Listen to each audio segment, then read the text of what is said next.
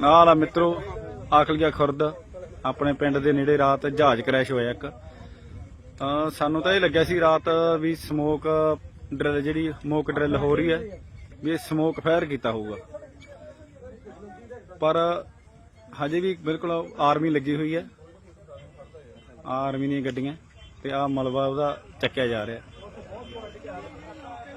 ਪਰ ਇਹ ਦੇਖਣ 'ਚ ਇਹ ਲੱਗਦਾ ਵੀ ਕੋਈ ਛੋਟਾ ਮੋਟਾ ਜਹਾਜ਼ ਕ੍ਰੈਸ਼ ਹੋਇਆ। ਤੇ 1:15 ਦਾ ਟਾਈਮ ਸੀ, ਬਹੁਤ ਵੱਡਾ ਬਲਾਸਟ ਹੋਇਆ ਤੇ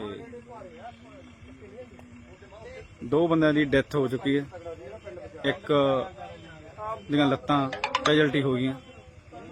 ਉਹ ਜਹਾਜ਼ ਡਿੱਗਣ ਤੋਂ ਬਸ ਅੱਧਾ ਘੰਟਾ ਬਾਅਦ ਲੋਕ ਨੇੜੇ ਆ ਕੇ ਦੇਖਣ ਲੱਗ ਗਏ ਸੀ, ਤਾਂ ਕਰਕੇ ਉਹਦੇ ਵਿੱਚੋਂ ਇਹ ਚੀਜ਼ ਹੋਈ ਆ। ਆਹ ਦੇਖੋ ਮਲਬਾ ਚੱਕਿਆ ਜਾ ਰਿਹਾ ਇੱਥੋਂ।